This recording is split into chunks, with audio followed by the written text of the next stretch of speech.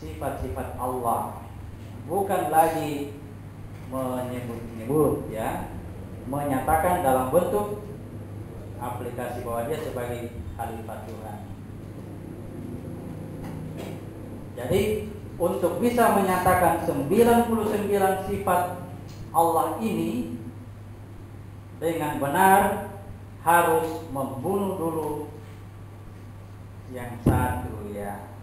Dia sudah membunuh 99 jiwa, bunuh dulu lagi yang satu.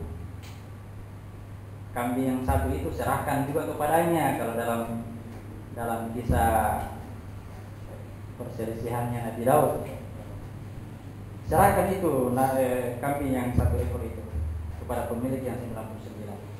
Nah, akhirnya dia tidak punya kambing, dia tidak punya ekor, dia tidak punya aku lagi. Ketika itulah baru bisa jadi khalifah. Di sini ditempatkan. Allah katakan, ya, seperti itulah aku merubah ruh menjadi nur, lalu nur itu masuk ke dalam kalbu, ke dalam niat. Disitulah baru ada berita dari Jibril, wahai Zakaria, kamu akan punya anak, ya, kamu akan punya anak. Zakaria protes, bagaimana bisa ini? Saya ini sudah tua, ya, tubuhku sudah lemah, istriku mandul. Seperti itulah rahmat Tuhan yang diberikan kepada Zakaria. Akhirnya Zakaria punya anak. Akhirnya Zakaria punya anak, namanya Yahya. Jadi kita masuk ke cerita Yahya, kita sudah mengerti maksudnya Yahya yang mana. Ya, ini tadi Zakarianya, ini Yahyanya. Masuk ke alam jiwa. Ini Zakarianya, ini Yahyanya. Sebentar datang Isa.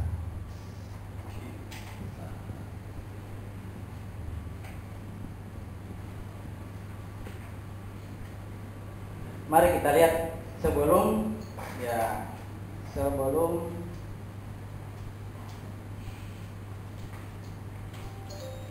Zakaria punya anak, dia diberi tanda oleh Allah.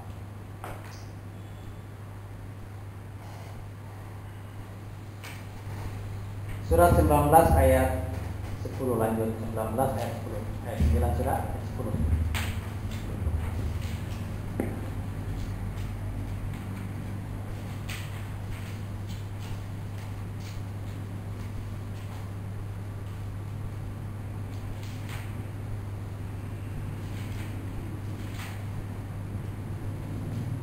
Zakaria berkata, "Ya Tuhanku, berilah aku suatu tanda-tanda."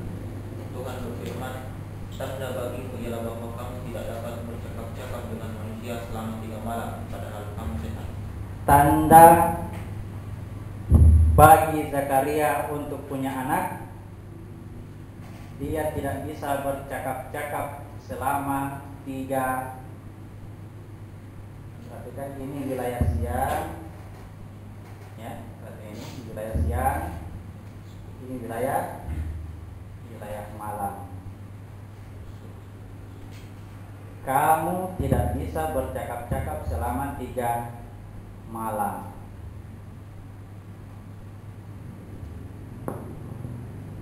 Sehingga sana Balqis bisa berpindah sebelum matamu berpindah. Ingat cerita Balqis.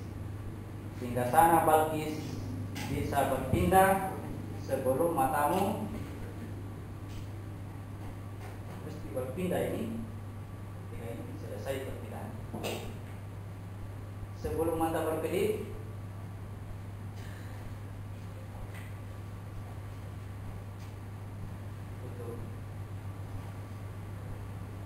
tutup mulut, berhenti bicara.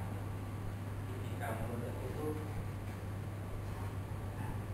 tutup telinga, kemudian tutup mata. Jadi mulut dan hidung satu rangkaian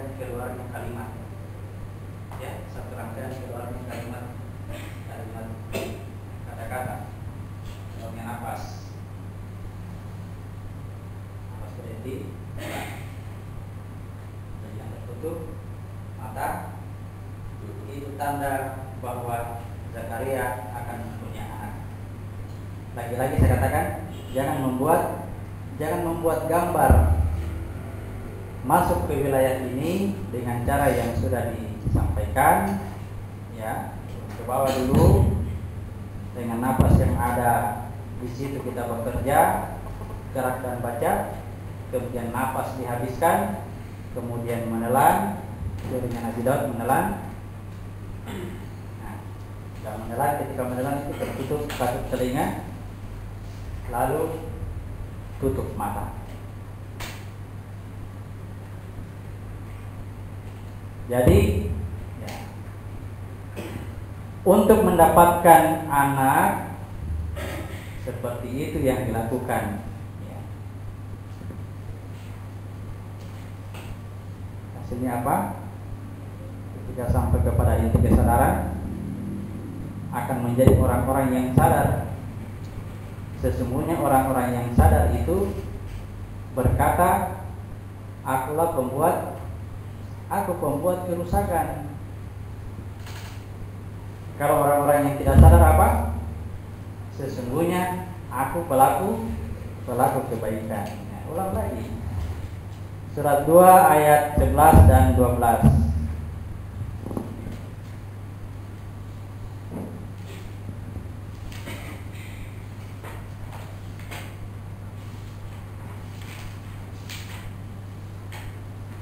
Dan bila dikatakan kepada mereka, janganlah kamu membuat kerusakan di muka bumi, mereka menjawab, sesungguhnya kami orang-orang yang mengadakan perbaikan. Ingatlah, sesungguhnya mereka itulah orang-orang yang membuat kerusakan, tetapi mereka tidak sadar. Ya, mereka itu tidak sadar. Makanya dia katakan, kami ini pelaku kebaikan.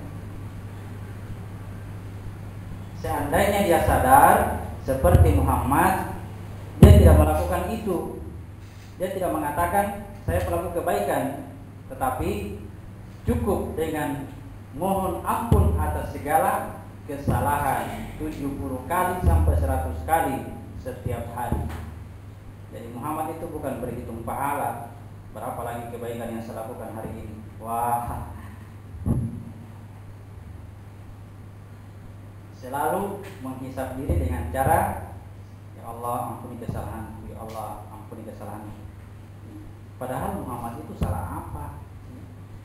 Apa salahnya Muhammad? Tapi karena dia orang sadar, dari kesadaran tertinggi dipegang oleh Muhammad. Karena dia orang sadar, maka yang dia lakukan adalah mohon ampun kepada Allah. Jadi nanti sadar baru bisa terkirim itu harta. Jadi memang tidak bisa terkirim harta kalau tidak menyadari, ya, sadar. Itulah makna sadar yang sebenarnya. Sadarilah bahwa kita adalah hamba, ya, Allah adalah Tuhan. Baru dibuatkan, ya, Tuhan punya kuasa untuk menciptakan seorang anak, bukan kita yang bikin. Oke, lanjut ayat berikutnya.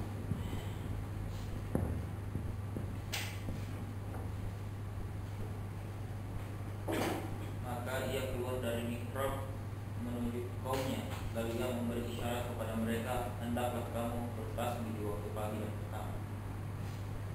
Tadi sholatnya di sini, dia disampaikan akan punya anak, lalu dia keluar menuju kaumnya, maksudnya mulailah dia memerintah semua ini,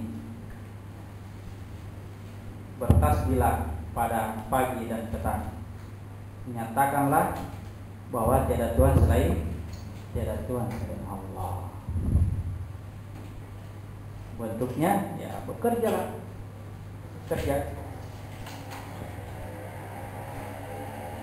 Kebaikan datang dari Allah, keburukan datang dari diri sendiri.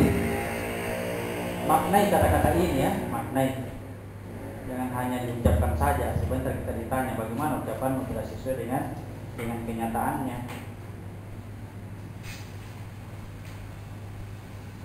Ya, kadang-kadang Tuhan ingin menyampaikan bahwa apa yang kita pahami itu tidak sesuai kenyataan. Buktinya apa ya? Kita sudah bikin sesuatu, tiba-tiba ada orang, "Hai, jelek ini kita bikin," sakit hati kan? Nah, begitulah cara Tuhan sebenarnya.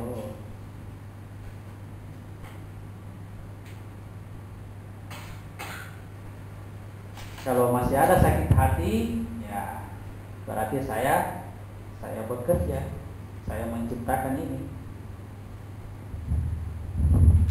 Ya, begitulah cara Tuhan untuk menyampaikan bahwa kamu itu tadi hanya pura-pura aja. Kita bilang Tuhan pencipta segala sesuatu, pura-pura aja, itu tidak sesuai fakta. Datang orang lain, tim pemuji, siapa dari tim pemuji? Ya. Ayat berikutnya.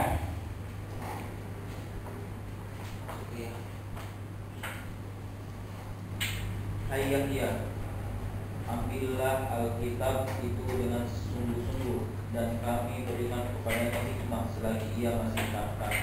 Ya.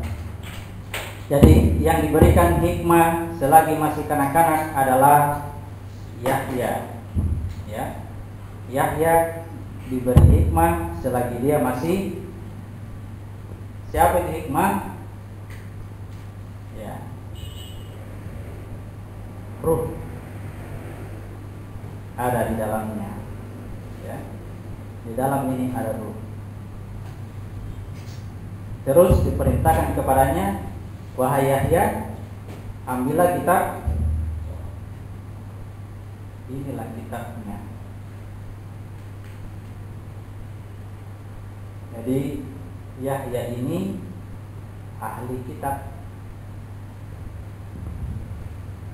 Jiwa kita adalah ahli kitab.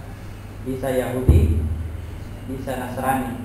Tapi kalau berlaku lurus mengikuti agama Ibrahim, pasti akan mengikuti agama Musa dengan mengikuti syariat Islam. Dengan syariat Islam kita akan mendapatkan Isa, hakikat Islam. Sesudah mendapatkan Isa, kita akan mendapatkan Muhammad, Islam itu sendiri. Muhammad menyempurnakan agama. Jadi sesudah mendapatkan anak, diperintahkan kepada anak, gunakan ini, ya. Ingat, masih bisa Yahudi, masih bisa Nasrani. Belum mendapatkan titik selamat yang sebenarnya. Karena titik selamat yang sebenarnya ketika sudah mendapatkan ruh itu sendiri, ya. Surat 3 ayat 55.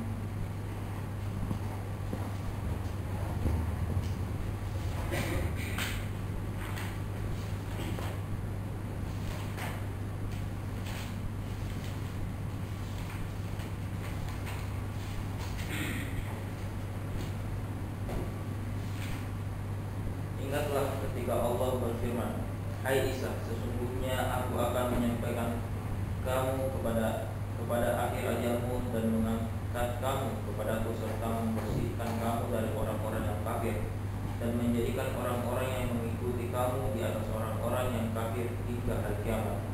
Kemudian hanya kepada akulah kembalimu, lalu aku memutuskan di antaramu tentang hal-hal yang selalu kamu berselisih padanya." Yang perlu kita ambil di situ, nanti yang lain kita jelaskan pada fase Isa.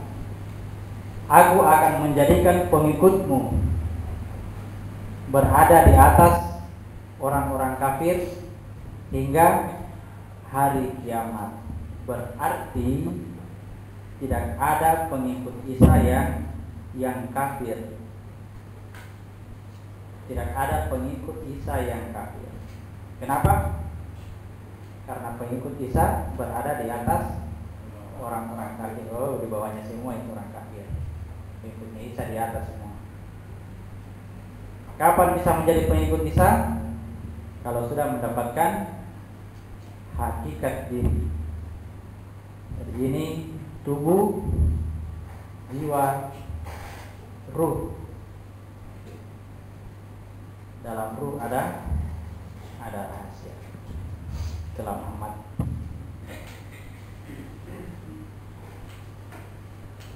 Jadi lagi-lagi teknik yang bisa didapatkan untuk memasuki wilayah ini, ya, tidak ada cara yang lain yang seperti yang saya sebutkan kemarin itu.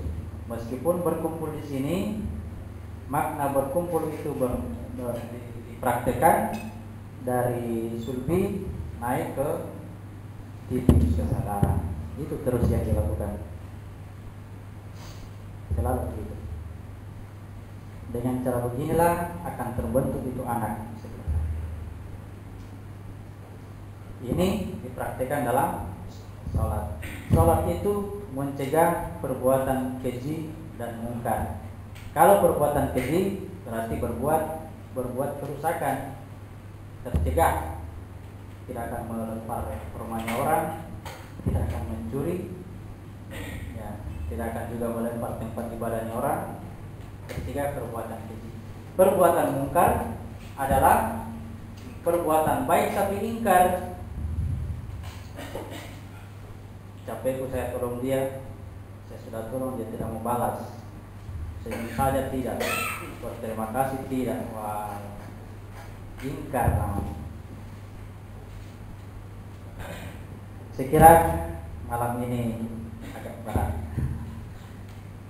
Kalau mau dilanjut saya ini nanti kondisi segar-segar sedikit. Baik, saya akhiri. Assalamualaikum warahmatullahi wabarakatuh.